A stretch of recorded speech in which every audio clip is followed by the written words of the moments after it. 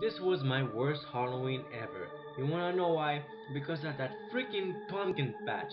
I already had a feeling that something wrong was going on there. But my two sons forced me to go there. They keep telling me, "We wanna go to the pumpkin patch!" I told them which pumpkin patch, and they told me the pumpkin patch in our neighborhood. We lived in a very popular area, but we decided to go to a farm to this random pumpkin patch that I never seen before. And there were a few cheap Halloween decorations on the barn, nothing very spooky. But then we saw the pumpkin patch and it seemed very old. But there was a fair amount of pumpkins out there, small ones, medium ones, and big ones. We of course chose all the big ones.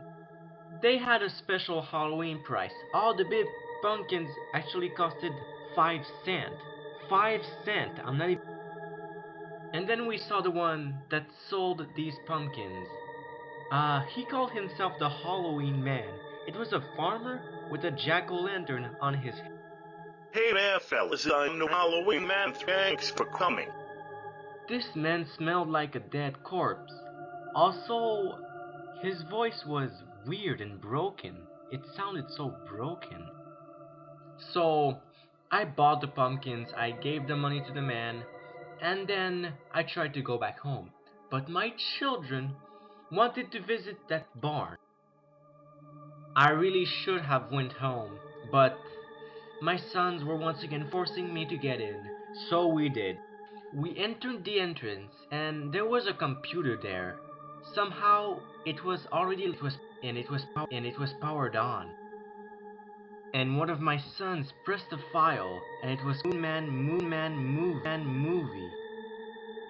It started with a black screen and there were screams in the background and they were really loud. Then the title showed up, but there were no animations, so I thought that this movie wasn't done yet. Then the title screen faded out, and the Halloween Man appeared. Welcome to my daily life. He still seemed to have that jack-o'-lantern on though, and then he showed his barn. Everything seemed so old, but at the same time very large. He had a king bed in his room, loads of mirrors, and also a lot of tables and sofas and all these type of things. Close to the end of the video, I thought I heard somebody suffering in a room, but I don't know which one it was, and it was really muffled. And then he said something weird and unnerving. The jack-o'-lanterns told me to do this.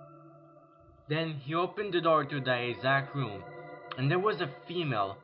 She was suffering in there. She tried to get out, but she couldn't. Then he showed a sharp knife to the camera, and he started sprinting to the female.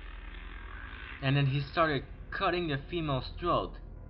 I was terrified, and my children were crying.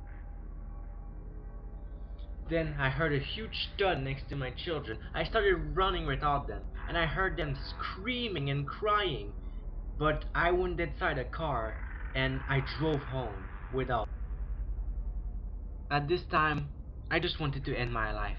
I just completely left my children to die at this barn, so I just wanted to end it. But I never did, because I received a message in my mailbox. It was all written in orange. It was written, Dear Jorge Melvin, I'm sorry, but I had to kill your children. It was the only way to free myself. The souls of children were the only way to undo the curse. I'm sorry, we won't meet again.